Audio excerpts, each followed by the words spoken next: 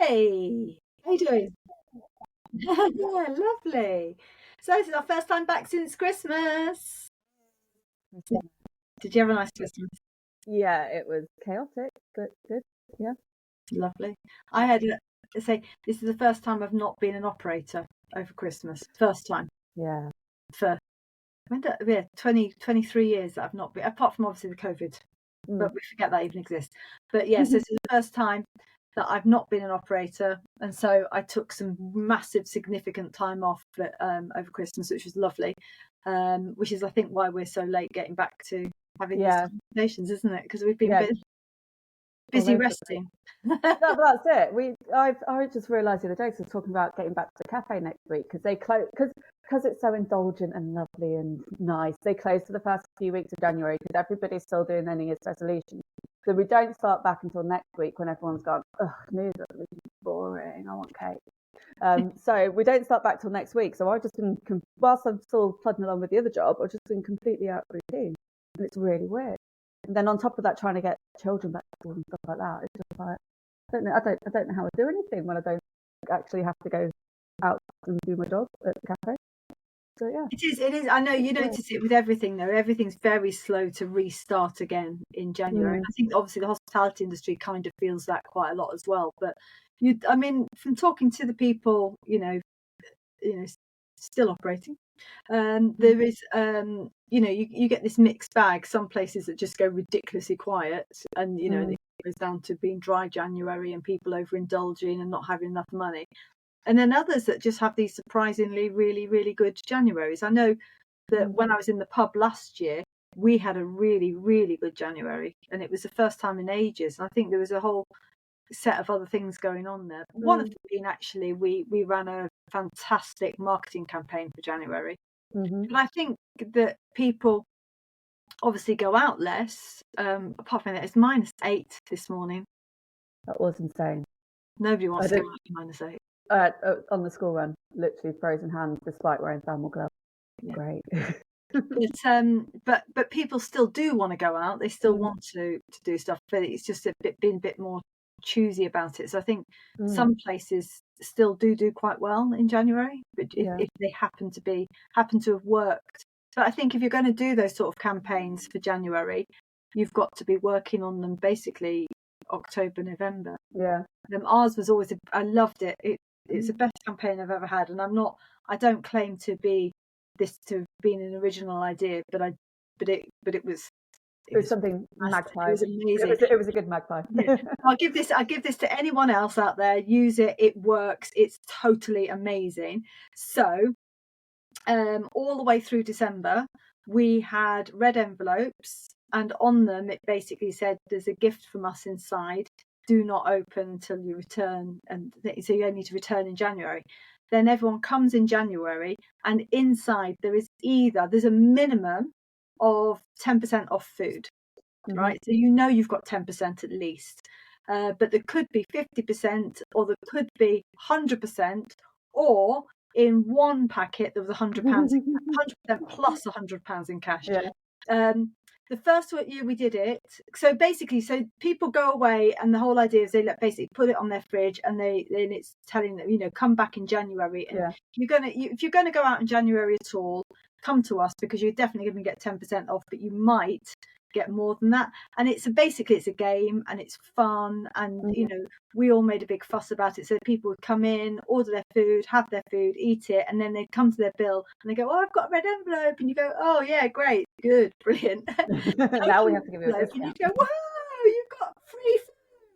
I mean, obviously, from an operator's point of view, that sounds a bit scary, but actually, it really is. It still only works out at about, the offers that you do anyway. Yeah. 25% off or 50% off over that time. Mm. But the thing is, you're adding an element of entertainment. You're adding the element of surprise, that people don't know, the fact that it's Mm. playful, and people really want to engage in it. And then obviously, there was one time last year, it was so lovely. We were so busy on the daytime. So this offer also only ran Monday to Friday, so Mm-hmm. we didn't do it the weekends.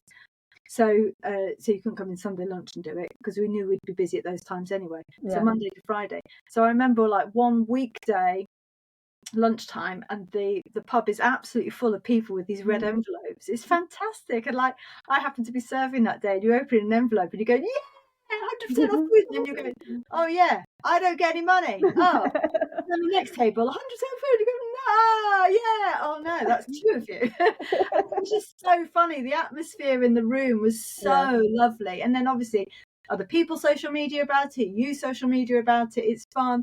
And actually you know as an operator, one, you're getting people in the door, they are still spending money on drinks, and you're building that rapport, and you're building the loyalty and all of those other things that come with that. And also it's just, you know, as you say, habit's so important in the hospitality industry.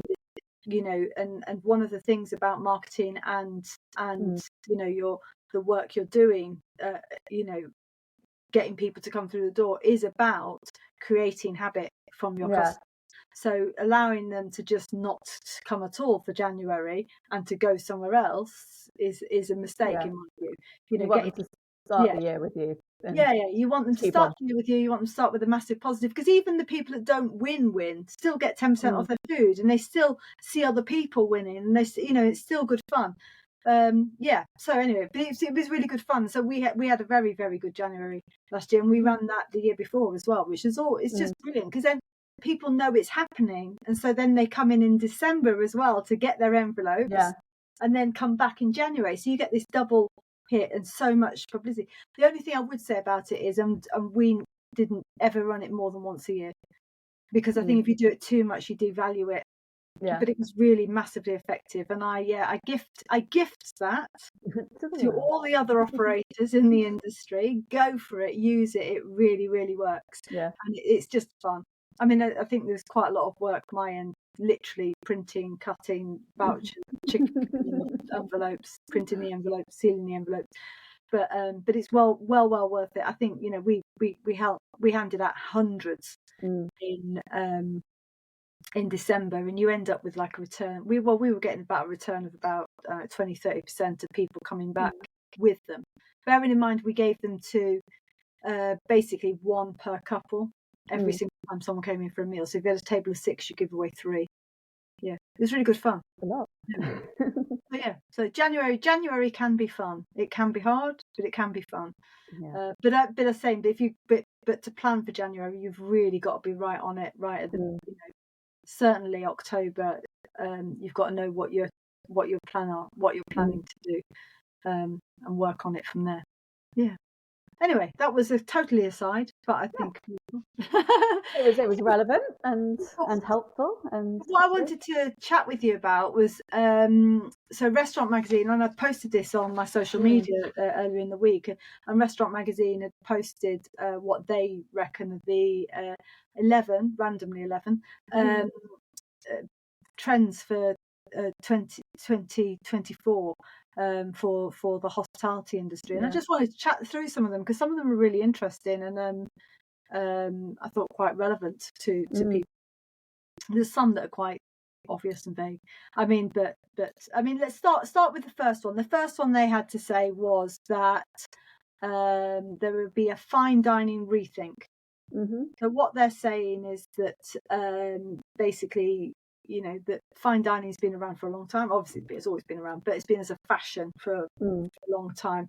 But because of cost of living and all sorts of other factors, that lots of fine dining restaurants are basically changing how they do things, with either, you know, like getting rid of their really expensive tasting menus and moving that towards a more sharing kind of idea, or, you know, basically closing down their operation and reopening rather than as a destination, as a neighbourhood venue. So still having the quality and stuff, but being a much more informal kind of environment. I just wondered what you thought about that, because both of us have worked in fine dining. So I was going to say, obviously, I just remembered that obviously Noma closed last year, didn't they? Was it last year?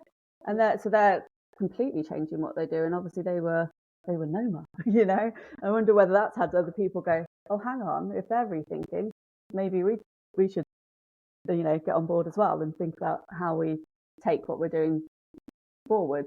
Obviously, my I know in the article they mentioned a couple of Michelin stars as well. My sort of experience of Michelin stars is that I didn't actually, despite being married to a chef and absolutely loving food, didn't manage to go to a Michelin star until a few years ago for my husband's birthday. And I don't know. It surprises me because, sorry, just to sort of give the background here, because your husband, you met your husband when you worked for me. Well, both of you worked for me separately, and it was, well, no, he didn't start in this, but he ended up working in my fine dining restaurant. So he is a fine dining chef. So a fine dining chef, chef working at Michelin level. So I'm surprised that you two of you hadn't.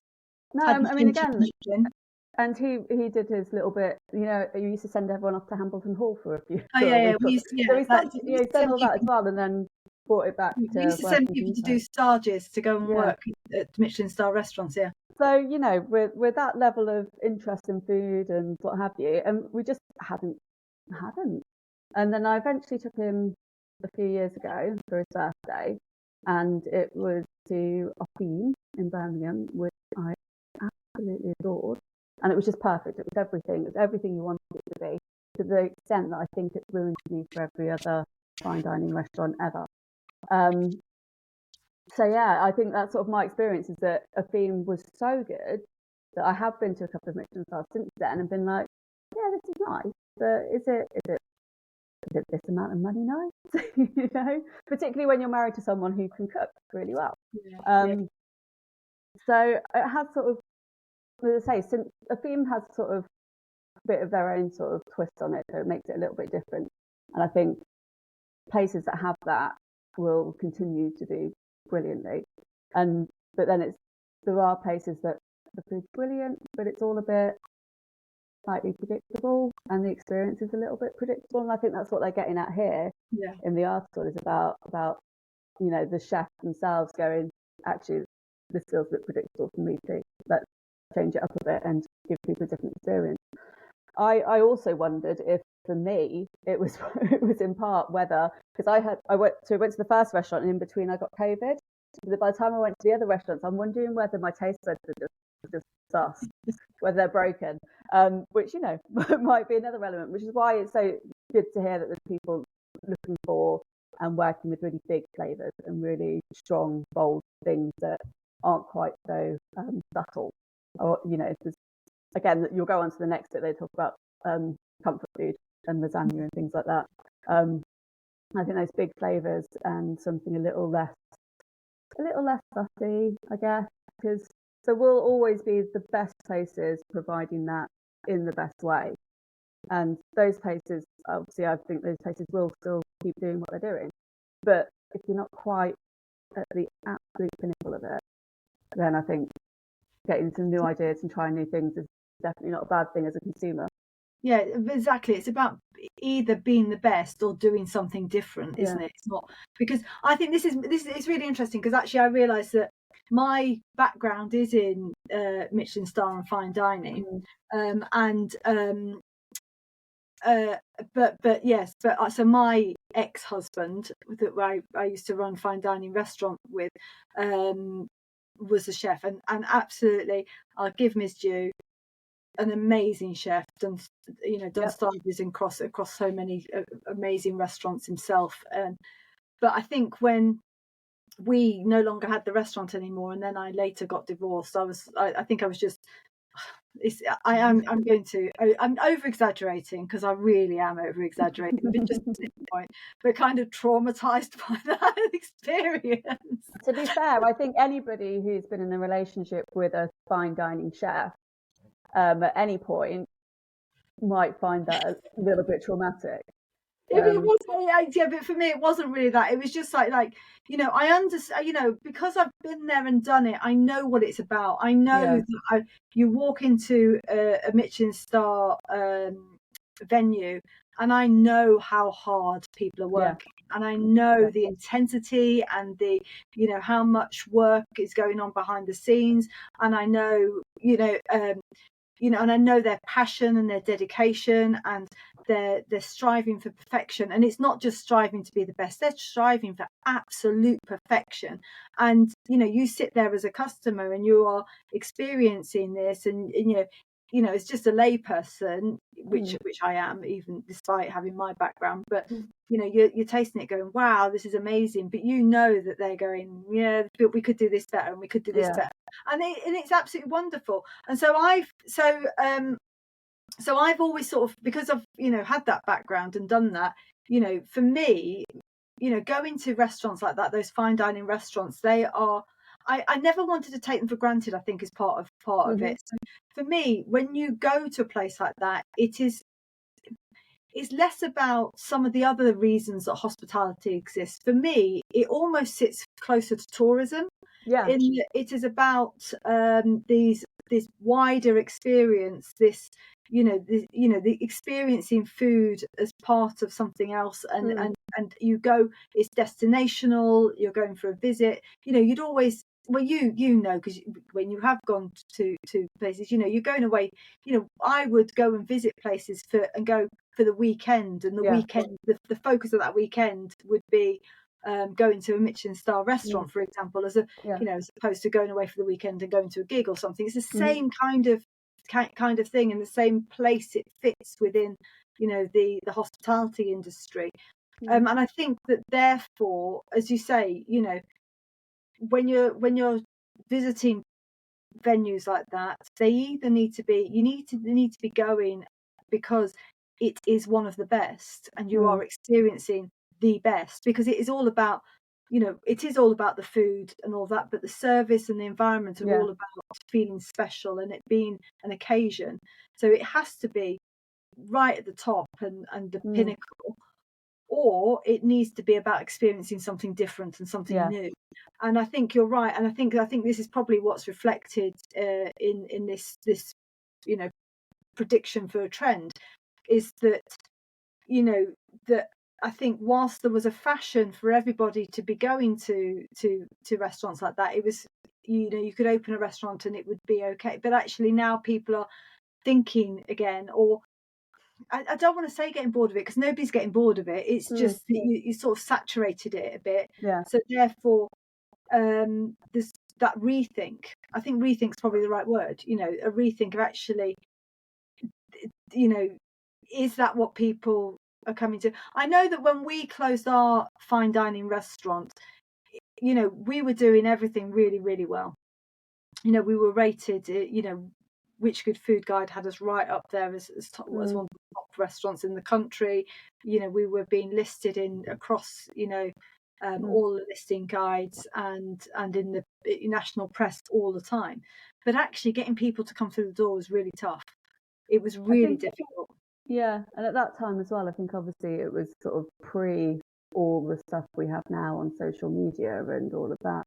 So getting yourself out there and getting people to even know you were there, because it would have been a destination, like as I say, going up to Birmingham for a theme, make a whole day of it, and it would have been like that. It's just you couldn't get it out. Well, we were like that. We had people coming up from London to visit us. But they were the people in the know. It's the other people, the people who aren't in the industry or aren't like looking for these restaurants specifically. But the other problem is you actually have to pay your bills on a day-to-day basis. It's not, you've got 6 chefs in the kitchen, regardless of how many customers you've got coming through the door. Your overheads are massively huge. And so many issues that come with that as well. But putting that aside, but I think that actually balancing what you're doing in terms of delivering something at a particular level and balancing that against your business needs, it's really, really tough, because although people do love what you're doing, and in our case they absolutely loved what we were doing, but getting them to come regularly enough and spend enough when they're there was hard back then. And that was, I mean, this is so long ago. This is back when you could get a house for £100,000. This is back in those, those days, a long time ago, when people had disposable income. It was right back in 2005. So we closed in 2007, just after the crash. but it wasn't to do with that. The reason why we No. closed, but it was to, but it was an acknowledgement that actually fine dining is very, very challenging, and I think that that's kind of where this trend is coming from now. One, I think because actually, as everything in hospitality and the thing, it's all in a cycle and things come and go. And I think that you sort of probably the fashion sort of passing a little bit, and actually, but I think that comes a lot with the culture of how people are going out and what people are looking for. So people are looking for that a really, really high quality experience, and they are still looking for value for money being not cheap. I don't mean being cheap. I mean that you come away and you spent however much you spent and you go, yeah, that was worth it. And that's the thing about fine dining. If you get it right, you go, I don't care how much I spent. That was amazing. What an experience. Yeah. But I think people want that almost on a more daily basis, and I think it can be achieved on a more daily basis. And actually, to be fair, that is where I started with my first bar, having a fine dining experience, and then saying, but why do all of those things of really good quality products, high levels of customer service, and good quality and cleanliness and all of those things, why are they safe just for the top end of this industry? Let's put them down here in a normal neighborhood local. Oh my goodness, so this trend, I started it. Way back in 2000. Yeah, it just took them 24 years to catch up. Only nearly quarter of a century. They're catching up now. Anybody listening, I am joking. Just a little bit. No, totally. But it is. But I think that actually, the reality is a reflection of exactly that, isn't it? It's that understanding of what people are valuing from something. But actually, if you can't make it work as your business, and that because for whatever reason, because fine dining is very. I take away the corporate element side of fine dining when fine dining is about corporate entertaining, but for the general public, fine dining is about special occasion.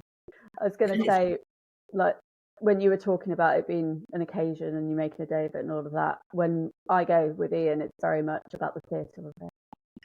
He'll sit there watching the chef. I'll sit there watching the waiting staff and the sommelier and everything. And the sommelier, they're really good. Yeah, I'm impressed. And when they come over, and there are a few times if I drop my napkin or something, I'll come over and change it and all of that. And all that detail. It's theatre. It's lovely. It is theatre, but it's exactly the same thing as when people go to a spa for the day, isn't it? It's the same. It's the same being totally spoilt and being pretending you live in this world where people pick up your napkin. And give you a fresh one. And clear your crumbs, and you don't feel guilty about the fact that you need the little dustpan. I love the dustpan brush. It's amazing. Yeah. I mean, I'm not even going to go there, but yes, but I think the reality is that there's less people wanting to. I think I think it's very complicated. I keep going around in a circle here because I think it is very complicated. It's not that people don't have the money particularly. It's not that people are bored of it particularly.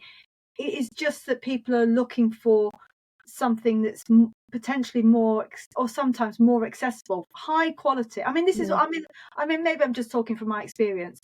I still want to go out. I'm not going out as much as I used to, perhaps, but maybe that's just to do with age apart from anything else. But when I go out, I will spend money, but I want it to be worth it. I want it to be value for money, in that I don't question how much I've spent particularly. I don't go, well, that's not worth it. I want to go, this is really worth it. Look how lovely this place is. Look at the quality of this place. And I think, that you sort of distilling all of that into things. So it's not really a trend that surprises me, and I'm not really surprised it's happening now, given all of the wider context of stuff. But in any case, I think that fine dining has been been a trend for a long time. So I think it's it's probably about time it went back to that neighbourhood feel with still high quality. Anyway, Let's move on to the next one. Yeah, so you mentioned it before. So another one was it just sort of the heading was lasagna, but I think basically what it was talking about was this trend for Italian comfort food.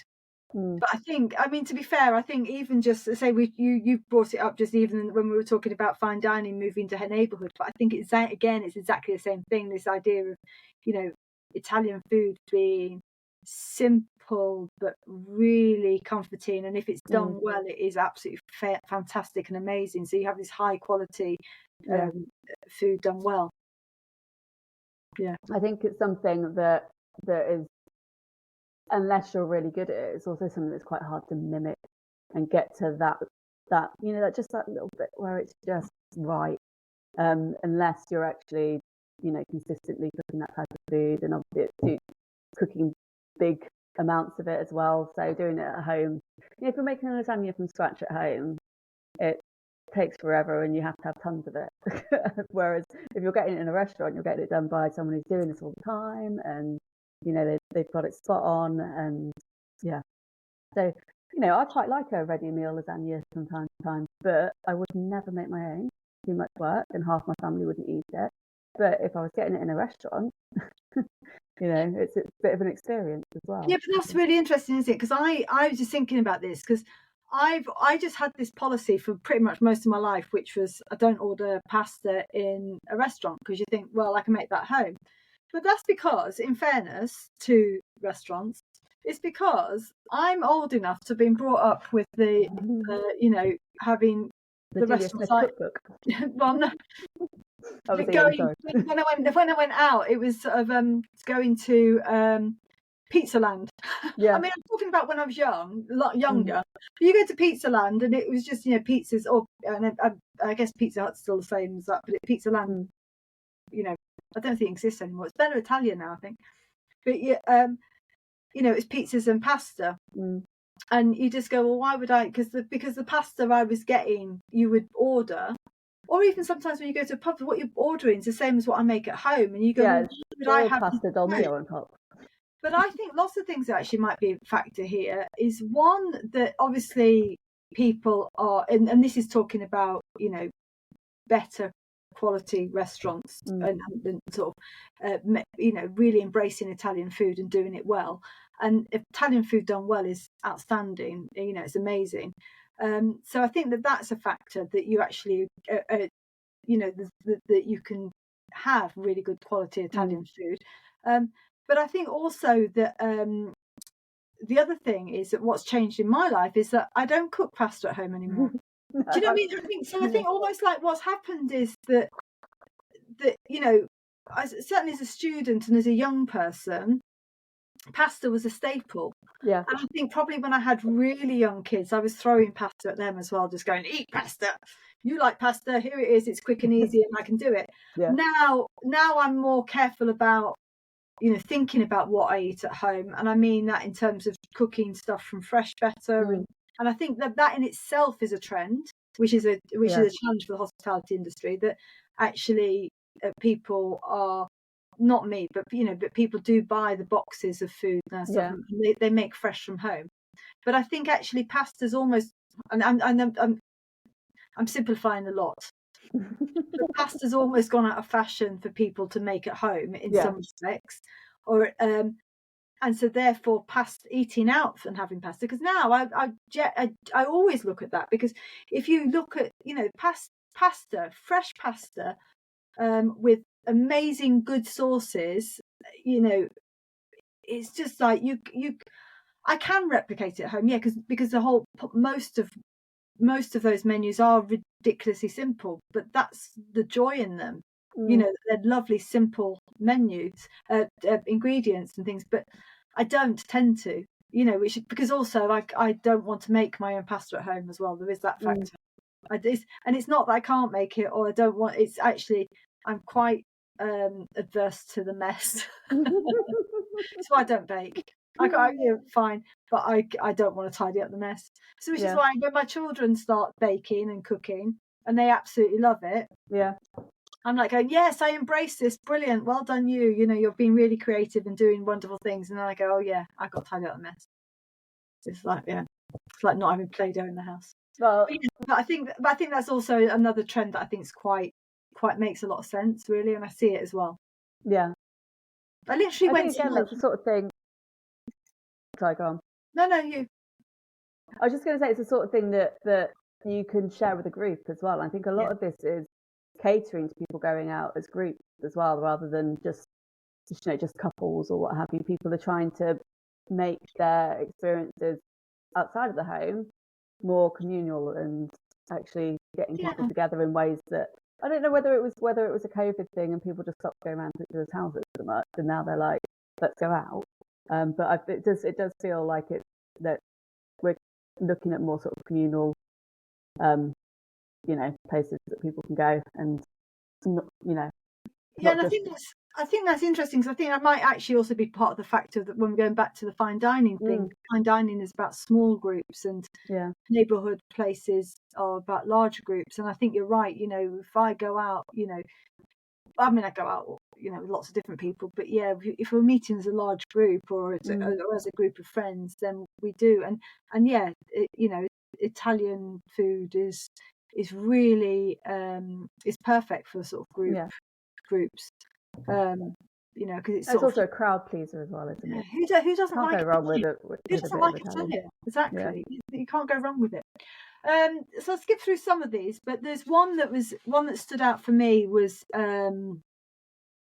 vegan. So basically, what it was saying was that there's we've had in recent sort of trends has been for the vegan foods to sort of explode in then vegan chains and vegan restaurants and etc.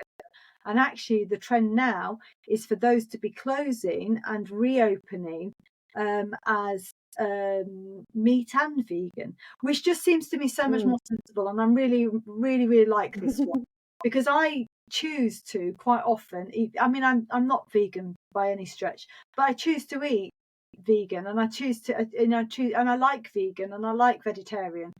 But it is frustrating because my husband only eats burgers, basically. Burger or steak. If there's not a burger on a steak in the menu, I'm not getting him into the restaurant. So I mean, that is a slight exaggeration, but only just. But the foods that I enjoy, which are sort of very vegetable based or pulses based or those kind of things, sort of that vegan and vegetarian diet. When we go to places where they do have burgers and steaks on the menu, that's just a tiny little thing. You get some, I don't know, sweet potato curry or something, and you go, okay, it's all right, but why have I come out for that? So I want to go to the vegan restaurant next door. He wants to go to the burger joint on the other side, and you just have to compromise. And he's, I'm going to let him win because I can't watch his discomfort sitting there in a vegan. He's like going, there's no meat. But yeah, so the trend is for actually, instead of having this segregated and it being meat versus vegan, and it being basically, in some respects is sort of virtue signaling that's going on with your veganism, that actually that incorporating a really diverse vegetarian and vegan dishes into venues just generally is the trend. And I think that's a healthier way for the hospitality industry to be operating. I think there's always going to be room for niche venues. I get that. And one of my favorite restaurants when I was a kid, actually, I say kid, I mean teenager and young adult, and it still exists now, was a vegetarian restaurant in the city centre, and it still exists now. It's always been there. But it's very niche, and it's one of those places that people had to know was there to go and discover, and it's still there. But I don't, I guess it was always a bit surprising to me that outside of places like London or Manchester, that actually there was ever going to be a market for just these exclusively one thing. I mean, what do you think? Again, when we're talking about going back to groups of people as well, though, it's like having that mix of things that suits a variety of people, and particularly as vegan meals and ingredients and things are becoming more readily available, which they have obviously over the past. I remember, so my youngest had a dairy intolerance. He's now 11. When he was a child, you couldn't get oat milk in the shop. It just didn't exist. And it was only in those first few years of, so in sort of the first few years of him being around, that you started to see all these different options in the supermarket. I think obviously as that's become more readily available, people are more able to consider what they want to eat and their diets and things like that, and where, you know, and get all woke and think about where everything comes from and make conscious decisions about all of this stuff.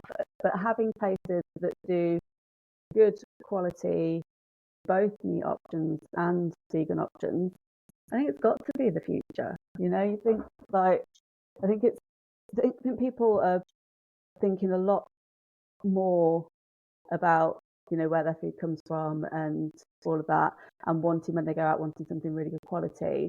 And I think that's reflected in these decisions for places to expand what they do and not just go into one little, you know, specialize in one little bracket. Because I think again, when they were first opening up vegan restaurants and what have you, there weren't that many other options for vegan people, and now there are. Obviously, there's you've got the stuff you can make at home now, and you've got. I'm going to have to plug in a second. My battery's about to die. 2 seconds. You carry on doing that, but I think because I'll keep just talking. But you, I think you're totally right. You know, you're entirely right actually. That over 10 years, just watching how, you know, you can't go to a cafe now without, you know, being able to order plant-based milk. And I'm back.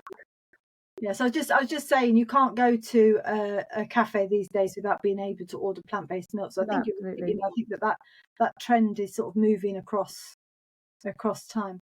Yeah. So another one of the trends was Guinness is back in fashion. Woohoo! Was it ever I'm so disappointed. I don't understand. Right? Why did Guinness stop doing their amazing adverts? I grew up on those amazing. I know. Again, I talk about growing up. I mean, like through my 20s. I don't mean but the horses. Yeah, the really glamorous horses. It's all. I mean, and Guinness has always been iconic, and you know, but it definitely. I say it went out of fashion. I don't think Guinness would say it ever went out of fashion. I remember you go anywhere across the world and you will find Guinness. Yeah, Guinness it was always the staple. It was always. I know Ian talks about. Obviously, we've got a lot. I think what it is we had obviously the whole real ale thing over the past few years, and how that got really big. And then, but even those real ale places, most often still had a Guinness on the side for someone who wasn't quite sure. But yeah, I think obviously people have had their fun with that. The real ale thing is available in most places now. There's some real ale, and people are going, "Oh yeah, I quite like Guinness, don't I?" Yeah, I'd forgotten that because I've been inundated with all this new stuff, and it was all really exciting. But now I'm used to that, and I can get it everywhere. Oh, I quite like Guinness. I'll go back to what I really like. Yeah. And I think you're totally right. I think, you know, the craft ale scene just massively exploded, didn't it? And all of these new breweries opened, and it was wonderful. It is, and it still is. You know, that you've got all these small breweries and microbreweries opening up, doing some amazing stuff. And I don't drink, as you know, anymore.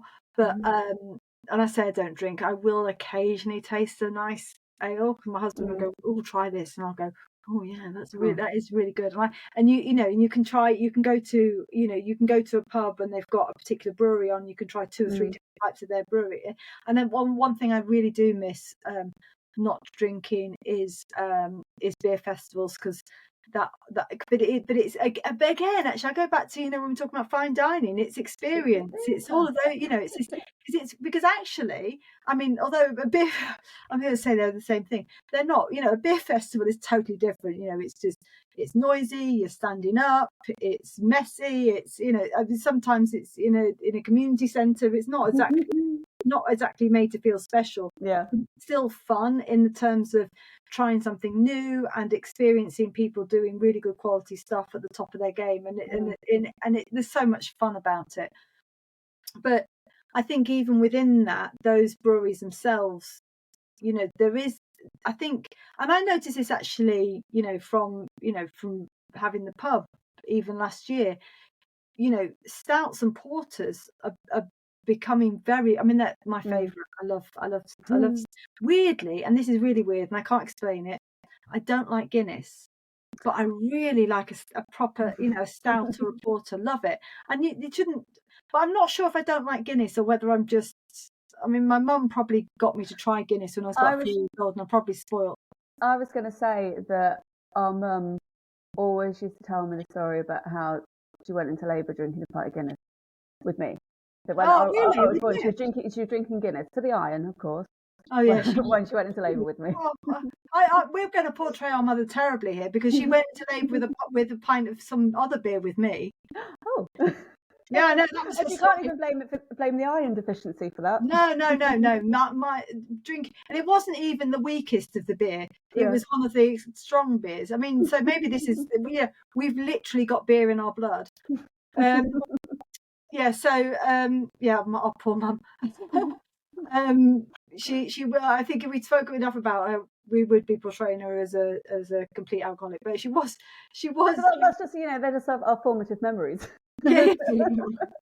Well, a bit to remember. Our formative memories are our parents being in pubs a lot. Yeah. On narrowboats, but it's narrowboats, pubs, beer. But it was all about. But I think this is what also. So I'm just going totally on a tangent here, actually. But I think it does. I think those memories are one of the reasons why I love hospitality, because our parents were in pubs because that's where they socialised with their friends. And they didn't go around to each other's houses because none of them lived in houses that were big enough to have their group of friends together. So they would regularly go out with their friends to the pub, and that's where you saw your parents being happiest and surrounded by other adults. And it was sort of modelling how adult behaviour was and how other adults socialise and how all of those kind of things. So hospitality is really, I really feel hospitality. I know what it's about and I know that it's important to people. I was going to say that we sometimes take Ian to the pub after work on a Friday and still quite often bump into Uncle Chris there. But he's still there. Same pub we went to when we were kids, and he's still there. And exactly, and as you say, we take your husband to the pub. You're talking about you and the kids. Oh, my kids, my kids. Yeah. My 14-year-old and 11-year-old, and we've been doing it for as long as I can remember. So you're going out to the pub and using it as a place where the family can properly relax, where nobody's got to do the washing up, nobody's got to think about dinner. For at least half an hour, you're just sitting there having a drink, giving each other attention, and it's such a wonderful thing about. It's so, you see it so obviously in a pub, but actually it applies to the whole of the hospitality industry and what the hospitality industry is there for, and how the hospitality helps our culture and our society function, and why it's so important to our society. Anyway, but that's beside the point. I was talking about Guinness anyway. Yeah. So I think, long story short, it's not really a surprise. Guinness is back, and we're all in love with Guinness. So maybe I'll give it a go. But I don't drink. Why am I talking about? I'll give it a go. I don't drink. I do like a stout reporter though. So I'll give it another try. It's not a lot. It's a little one. Yeah, but I'm not really, I can quite happily say that Guinness is not for me because I don't think it makes any difference to them. No, Guinness are doing fine without you. Yeah, I think Guinness will do fine without me. Fantastic.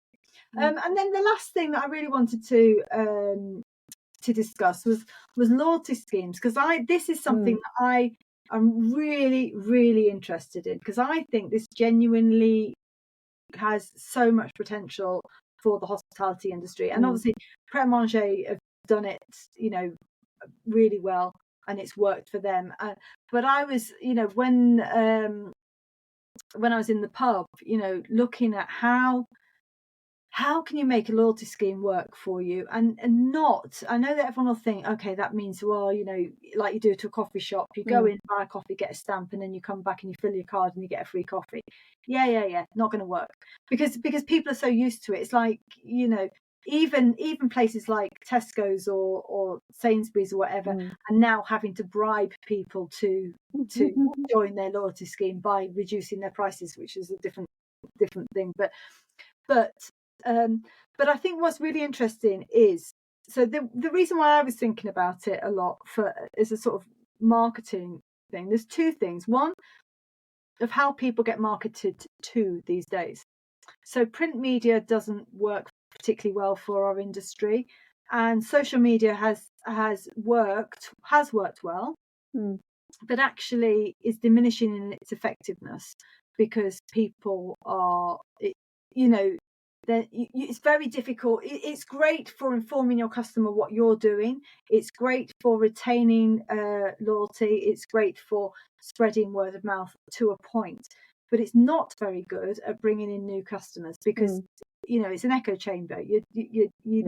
How do you break out?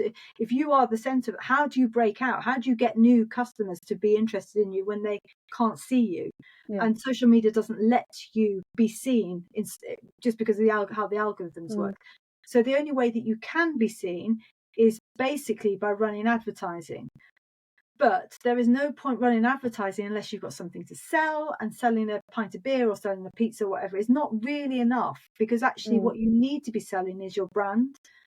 And it's a very difficult thing in the hospitality industry to be able to get that to be something that's tangible. And the thing, it's something that, you can see how hotels might be able to. They can sell a night at the hotel or whatever. It's something very, it is, but actually it doesn't necessarily benefit them very much in the long term either, because they can discount a night, somebody can come, but they're not going to come back again. That's the whole.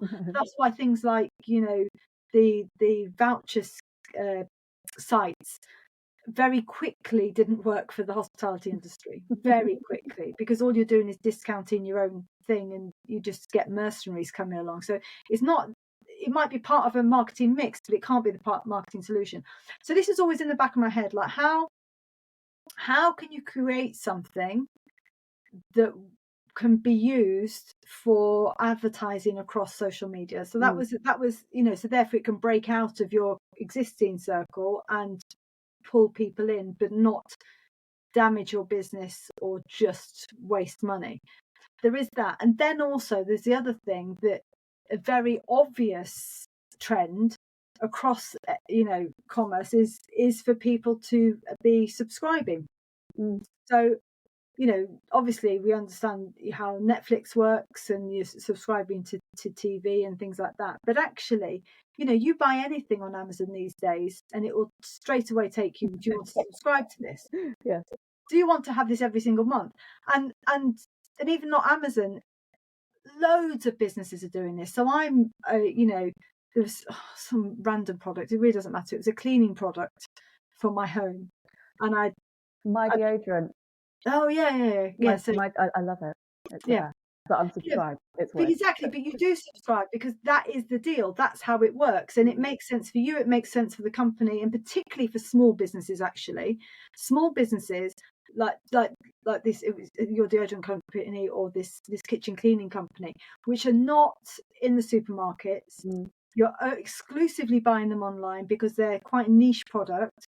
But they don't need a massive market share, but they do need your loyalty. They need you to be signed up over a longer period of time, because actually that's what makes sense. And it makes sense for me, it makes sense for them. And I'm more than happy to subscribe to them, because yes, I want them, but I don't want to bulk buy. But I will keep buying from you. And you see it, your phone is full of apps that you subscribe to, things that you subscribe to. And they're services, or they are, all sorts of things. So both of these two things were sitting in my head in when I was looking at marketing the pub, because you're always looking for the next thing and how you can be different to anyone else, and how you can make that work. So these loyalty schemes like Pret a Manger's, basically it's a subscription thing. So you're buying a subscription to them, and then you're getting benefits that come with that, and those benefits are perceived benefits that are greater than the cost. But actually what Pret a Manger have done is pretty much guarantee that every single coffee you are going to get in the next year is going to be from them. And then but because you are going in every single time. You're not going to Starbucks, you're not going to Costa, you're only coming to Pret because you've got a subscription to that. Then they're getting the additional sales beyond that. So now you're in Pret, you might as well buy a sandwich. Now you might as well buy a croissant. You might as well, and that's those additional incomes, and it can work. It can work across hospitality, and so yeah. So it took me a while to work out how to do it, and I had a wonderful conversation with Lee Hammond, who I will put the link in the show notes actually, because Lee has worked this out. So I had a couple of conversations with him actually, because he's really sussed out exactly how to make this work for pub, but it work across the whole of hospitality, where you create a subscription model to your hospitality business, and then because you've got a subscription, because you've got which is a really interesting what you put in the package, which is fantastic. So, and interesting and unique to a single venue, and but basically, because you've got a final destination for your customers in terms of a sales funnel, you can then use social media advertising, because you can pay to get a lead, because you've got a high value sale to make at the end of that funnel. Because the problem is you can't pay to get a lead. If it's going to cost you £2.50 in advertising to get a lead, but you've got no guarantee that person's coming in, you've got no way of getting them to come in, and even when they do, they might only spend money on one pint, then it's not worth, the value doesn't make sense. But it does make sense if actually what you're trying to sell is a subscription, and the subscription can work in so many brilliant ways. But basically what you're selling to somebody is, look, you're saying, look, you are going to go out with your friends once a month. Great. So here you are, subscribe to coming here once a month. Here's your, for the cost of, I don't know, £50 a month, here's a voucher for £75 a month. And it works, and £75 a month. So I'm not going to work this out in my head. I should have chosen a rounder number. But, but £75 a month over 12 months it's a significant amount of money put up front, or put up in as a thing. And what you're doing is you are buying loyalty. And so you've discounted, as far as the customer's concerned, you've discounted. But obviously there's ways of making that work for you as well, because it's part of your model. And Lee has brilliant ideas about this and how this can work, and the models for making it work.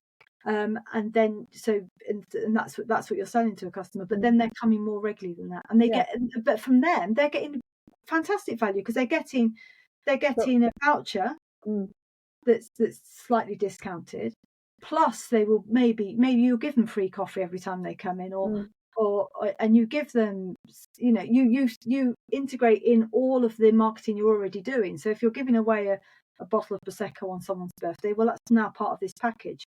If you're doing special nights at your venue, like wine tastings or food tastings or cocktail cocktail nights or whatever, your members, your subscribers are now priority customers. Because not only that, they are your priority customers. These are the people that are going to they've already committed to spending a certain amount with you a year anyway, and they are totally loyal to you.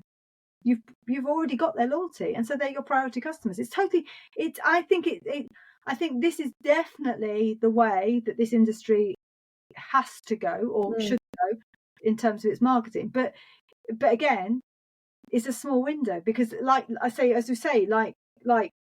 all other marketing eventually peters out because everyone else is already doing it. This is a window to get into this quickly. And it's so my other job, when I'm not working for hospitality, I do have another job now. I've got a client who is it's gyms, and basically the process of getting new clients into the gym is exactly this. Because the gym is a subscription model. So we use Facebook advertising to grab attention, and then we have a sales funnel and a sales process, and at the end of it, and we, there is there is a little bribe in there. There has to be, because you're talking about new people who don't know you and don't trust you yet. So there is a bribe in there involved in the sales process, but you know that you're good enough in any case that once somebody's tried you, they're going to want to stay as your customer anyway, because you've got all your business planning and business models correct. And then you move them into subscription. And if you look at the lifetime value of a customer and you say that, okay, look, I'm going to hold on to this customer for 3 years because I'm really going to look after these customers as well. So they're going to be with me for at least 3 years. They're going to pay however much a month for 3 years. They are worth a huge amount to me. And it's only cost me £2.50 to get a lead off Facebook. Yeah. It's fantastic. You're talking about making that investment back on obviously the people who subscribe, but then in addition, you can see this working really, really well, particularly in hospitality, because additionally their friend goes, oh, let's go to this place, and you go, oh, no, we'll go to this place, I've got a subscription here, and we'll go to this, it's really special, it's really cool, I'll get a discount. And so they're bringing all their friends as well. And then so not only are you making your money back off that one person, but they are also bringing people with them. And particularly, we've been talking about a lot of people going out at the minute to be with other people, that they'll always be bringing someone along. So that's even more money. That's absolutely it. That you make sure you structure it from a business point of view, and this is where the thought needs to come in, and this is where obviously Lee's brilliant at this. Lee can help with this massively, or advise on it. But you make sure you structure whatever that offer is in the first place, that you are making money out of that. On its own, it works for you from a business point of view, but there is the acknowledgement that actually it's worth way more than that. Because once you've got that loyalty, and as you say, if somebody's going out, well, it's my birthday, well, where are we going to go? Well, we're going to go here, obviously. I've got a voucher and it's 50 quid off, so why would we not go here? This is my month voucher. This is really weird. So this is really similar, and I'm not quite sure how this works for them, but it is similar, and it's exactly the same. It's something that's questioned me, but it's too good to be true. So my daughter had her ears pierced in December. And just Claire's happens to be just down the road. So she went to Claire's, had her ears pierced. And part of their offer is you have your ears pierced here and you get 12 months worth of free earrings. So once a month, she gets a voucher to spend in Claire's on one pair of earrings up to a value of £17.50. Wow. Yeah. And I'm like going, where's the catch? Because I'm not sure how much the earring, I don't know how much the piercing cost, but because I didn't pay for it, but I'm not really sure, but I get, but again, they've costed this out. I mean, I don't know what their GPs are, so maybe their earrings only cost 50p, and they're selling them at and they're selling them at £17.50, and so therefore it looks value. But but that's the point. They're not losing money on this deal, but what they're doing is buying loyalty. So that next time she wants a piercing, that's where she goes. Next time she wants to buy jewellery, that's where she goes, and she's going there rather than anywhere else. Next time she's picking something up for a friend. Yeah, exactly. Because she's going in there once a month. Once a month, she is going in there because it's such a good offer. Why would she not? So once a month, she's got her voucher. She's going in, buying it. Yeah, and you're right. They're looking for the additional spends. They're saying we've costed this out. This works for us. We are buying somebody's loyalty, hopefully over a lifetime, because we've created habit. They've come in once a month for 12 months. So therefore, we've created habits.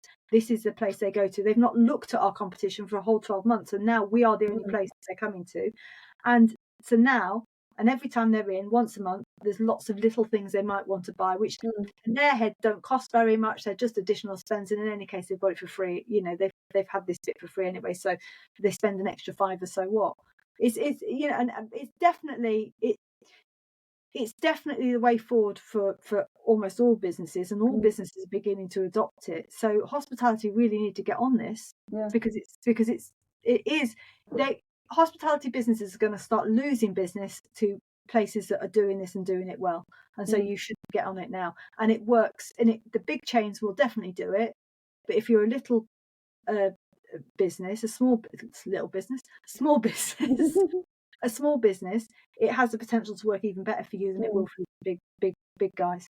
So I would definitely get on it. And actually now, whilst I'm thinking about it, I'm going to get on to Lee I'm going to put his link in this, and then I'm going to get on to Lee, and I'm going to organise to get him onto this podcast, because I think that he can talk about it much better, because he's doing this day in, day out. I'm just coming from it for being, wow, this is a brilliant idea. If I still was an operator, I would definitely be doing this. I'll go back to the beginning. I would definitely be doing red envelopes once a year, but I would definitely be doing this. This would be where I would be putting all my marketing attention, because I think this is absolutely fantastic and can definitely work, and will definitely work.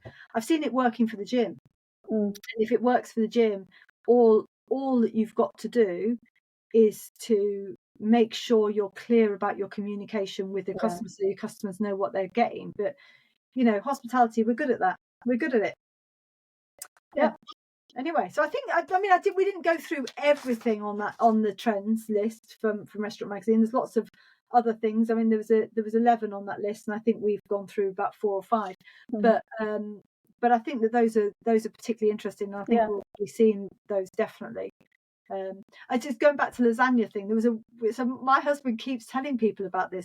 We stopped at a service station on the way to see his parents at Christmas, and there was a McDonald's, which is obviously where my husband and my daughter go. They're off to McDonald's, but the place next door was so, and everyone just laughed. But I almost had it just out of interest, like, what on earth is that? It was a lasagna soup. Okay. I know, it's just a demonstration of this trend, but I think what it was sort of lasagna in a cup with some bread. I think that's what it was, as opposed to. I have to look that up. Yeah, I know. We all just went, oh, that sounds weird, but the picture looked really nice, and it did just. I think it was just lasagna with bread, but the lasagna was in a cup as opposed to on a plate. And because you are talking service station, but it was definitely, it's winter, it's comfort food. It was. So maybe next time I'll order lasagna soup and let you know how I got on. I will want pictures. Anyway, thank you so much, Lauren. Quite all right. Catch you again sometime soon. Yeah. Next week, hopefully. Let's catch you. Lovely. Excellent. Thank you. See you later. Bye. See you later. Bye.